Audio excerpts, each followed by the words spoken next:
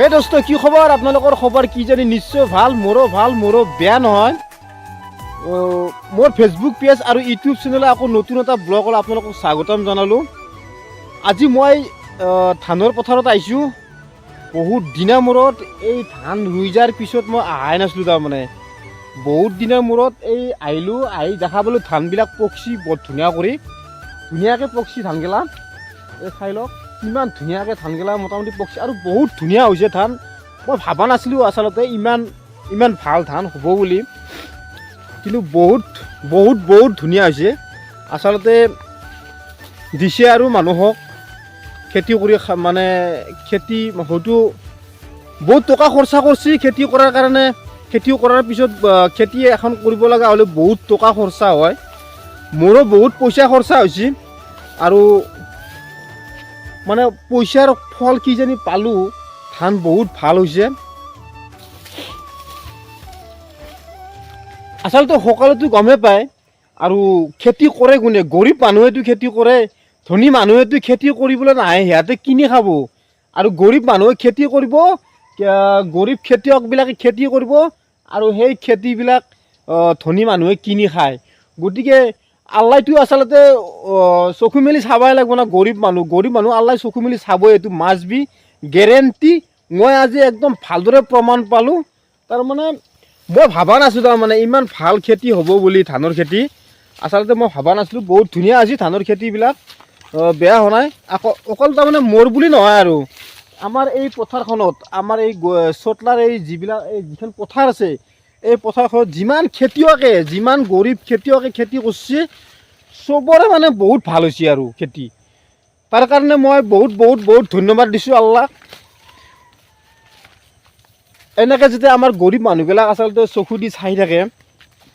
তো গাইছ, এটা কিছুমান কথাৰ কাৰণত কিছুমান কথা আহি পৰে গাইছ। আমাৰ যিবিলাক মানে গৰীব শ্ৰেণী বা গৰীব খেতিয়ক আছে, গৰীব মানুহ আছে, সেই মানুহক ধনী মানুহে বহুত কম গুৰুত্ব দিয়ে। এইটো একদম সঁচা কথা গাইছ। তাৰমানে মই বহুত এনেকুৱা প্ৰমাণ পাইছোঁ, যদি তাৰমানে কিছুমান জাগাত বা কিছুমান ঠাইত বা কিছুমান মিটিঙত হওক বা কিছুমান অফিচত হওক, কিছুমান বেংকত হওক, যিকোনো ঠাইত হওক, যদি একজন খেতিয়কে যাই পেলাই যদি তাৰমানে কিবা এটা কথা কৈছে, বোলে ছাৰ মোক এইটো কামখিনি কৰি দিয়ক, মই জল্দি যাব লাগে বা মোৰ বহুত দেৰি হৈছে, তথাপিতো সেই অফিচাৰজনে বা বেংক মেনেজাৰজনে সেইটো কোনো দিনো নেদে। আৰু যদি তাৰমানে এটা ভাল পেণ্ট চাৰ্ট মাৰি, চশমা মাৰি বা শিক্ষিত মানুহ এজনে যাই পেলাই যদি কয়, লগে লগে হৈ যায়। এইটো কেনেকুৱা নেচাৰ? এইটো প্ৰায় এনেকুৱা মানে কণ্ডিশ্যন মই দেখা পাইছোঁ। তো যি কি নহওক, সেনেকুৱা কৰিবলৈ নাপায়। এই খেতিবিলাক যি কৰাই গৈছে গাইছ, এই খেতিবিলাক যি কৰাই গৈছে, গৰীব খেতিয়কেতো খেতিবিলাক কৰিছে। আৰু এই খেতিগিলাই তাৰমানে এই ধানটো কাটি কেনে কোনে ইমান কষ্ট কৰি মাৰি, ইমান টকা পইচা খৰচা কৰি, মানে দেহৰ ঘাম মাটিত পেলাই এই ধানটো ধুনীয়া কৰি নি কেনে লৈ যায় পথাৰৰ পৰা। লৈ যোৱাৰ পিছত এজন ধনী মানুহে এই ধানটো কিনি নি পেলাই ধুনীয়া কৰি বান্ধিব নালাগে, খালি বস্তাটো কিনি লৈ যাব আৰু খাব। আৰু মানে একদম চাউলক লাগি তাৰমানে খেতিয়কবিলাকে বা গৰীব মানুহে কামবিলাক কৰে। আৰু কৰাৰ পিছত ধনী মানুহে নি কেনে পইচাৰ খেলা, পইচাটো দি কেনে কিনি লৈ যাই পেলাই বস্তুটো খায় আৰু সেনেকুৱা কথা। গতিকে চিন্তা কৰিব লাগে, যদি এজন খেতিয়কে যদি তাৰমানে এইবিলাক শস্য যদি সিঁচি কিনে নিদিয়ে, তেতিয়া গৰীব শ্ৰেণীৰ ধনী মানুহে কিন্তু কোনো দিনো তাৰমানে এইটো খাবলৈ নাপাব। গতিকে আমি গৰীব খেতিয়কবিলাক হওক, গৰীব মানুহে এইবিলাক কৰি আছে, গতিকে অলপ ৰেচপন্স দিয়াটো ভাল। তো যি কি নহওক, মই ইয়াতে মোটামুটি 2 বিঘা মাটি খেতি কৰিছোঁ। আৰু খেতি কৰাতে বহুত কষ্ট হৈছে মোৰ। আৰু কষ্ট হোৱাৰ পিছত আৰু বহুত টকা খৰচা হৈছে। আৰু মোৰ বিশেষ কোনো ধৰণৰ ইনকাম নাই। মই খেতি কৰি খাওঁ আৰু মানুহৰ ঘৰত হাজিৰা কৰোঁ। আৰু তাৰে মাজে মাজে 2 এটা ব্লগ বনাওঁ। আৰু মই আগে পিছে মোৰ ব্লগবিলাকতো মই কৈ থাকোঁ কথাবিলাক। তো গাইজ মই খেতি কৰিলোঁ, খেতি কৰাৰ পিছত মই পথাৰত আহিবকলগীয়া সময় পোৱা নাই, কাৰণ কাম কৰিব নেগলি মই খাব নাপাওঁ। গতিকে বহুত দিনৰ মূৰত আহিলোঁ, আজি তাৰমানে কামত জানাই, সেইকাৰণে খেতিখন চাব আহিলোঁ।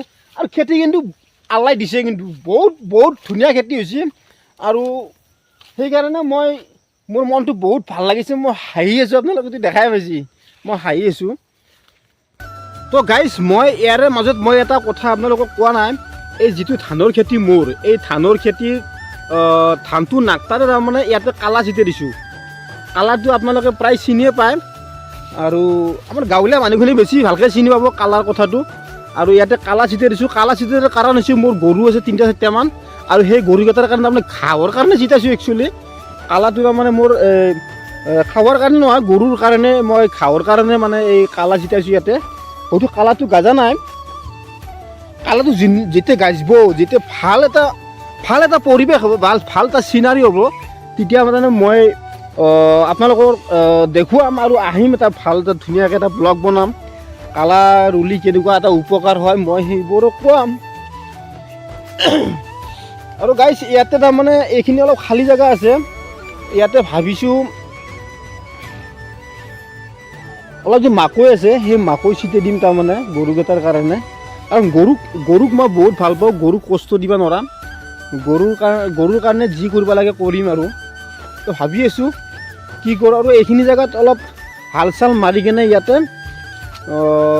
পিঁয়াজ, জিকা, জ্বালা, বাংনা অলপ ৰুব লাগিব। জাগা বেছি নহয়, অলপে জেগা, তথাপিতো অলপ খেতি কৰিম খাৰ কাৰণে। আৰু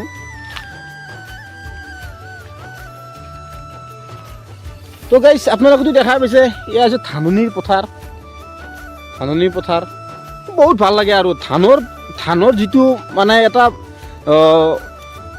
ধানৰ যিটো এটা চিনাৰী, ধানৰ চিনাৰী এটা মজা আছে, কিবা বেলেগ এটা মজা আছে ধানৰ চিনাৰীত। তো গাইজ যেতিয়া ধানবিলাক প্ৰথম পোতা যায়, প্ৰথম পোতাৰ লগে লগে এটা ধুনীয়া এটা চিনাৰী হয়। তাৰপিছত যেতিয়া ধানটো সাজালৈ মানে জীয়াত হয়, তেতিয়া তাৰমানে এটা বেলেগ এটা চিনাৰী। তাৰেপিছত যেতিয়া ধানটো তাৰমানে অলিবাৰ সময় হয়, তেতিয়া এটা বেলেগ এটা চিনাৰী। আৰু যেতিয়া পকি উঠে, তেতিয়া এটা বেলেগ এটা চিনাৰী। এইটো গমেই পাইছে আপোনালোকে কিমান ধুনীয়া এটা চিনাৰী। এয়া চাই লওক কিমান ধুনীয়া এটা চিনাৰী, কিমান মজা লাগিছে। গাইজ এই যিটো তাৰমানে এই বস্তুটো বনাই গৈছিল, বস্তুটো এটা বস্তি আছিল একচুৱেলি। সেইবিলাক কথা মই ক'ব নাযাওঁ, আগৰ এটা ব্লগ বনাইছোঁ, সেই ব্লগত কোৱা গৈছিল।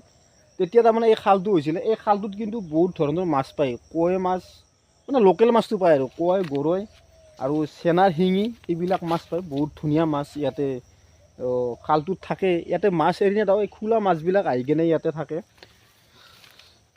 ধাননিৰ পথাৰ, কিমান এটা ধুনীয়া পৰিৱেশ, কিমান মজা লাগে ধাননিৰ পথাৰ।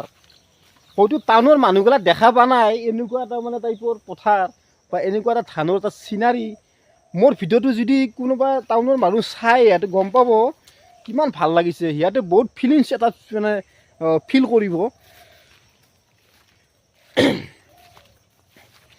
গাইজ আপোনালোকে হয়তো কিছুমান মানুহে ভাবিব পাৰে ধানৰ পথাৰত যাই কিনে ব্লগ বনায়, কিন্তু ধানৰ পথাৰত ব্লগ বনোৱাৰ এটা বেলেগ এটা ফিল্ড এটা আছে। যিবিলাক মানুহে এনেকুৱা পৰিৱেশ দেখা নাই, সেইবিলাক মানুহৰ এটা বেলেগ এটা ফিল্ড। ধানৰ যিটো চিনাৰী, যিটো সৌন্দৰ্য, এই সৌন্দৰ্যটো আজিলৈকে কোনো ধৰণৰ বস্তু বা কোনো জাগাত পৈদা হোৱা নাই। তো গাইজ যি কি নহওক, মই আজি এৰিলোঁ। মোৰ মানে আকৌ নতুন ব্লগত আপোনালোকে মোক লগ পাব। নতুন ব্লগ মই বনাই থাকিম আপোনালোকৰ কাৰণে। আপোনালোকে মোক মৰম দি থাকিব। আৰু মোৰ যিটো ফেচবুক পেজ আতিকুৰ ৰহমান বুলি, সেইটো আপোনালোকে প্লিজ ফ'ল' কৰিব। আৰু ইউটিউব চেনেল এটা আছে আতিকুৰ ব্লগ আছাম বুলি, সেইটো আপোনালোকে প্লিজ ছাবস্ক্ৰাইব কৰিব। বাই বাই, জয় আই অসম।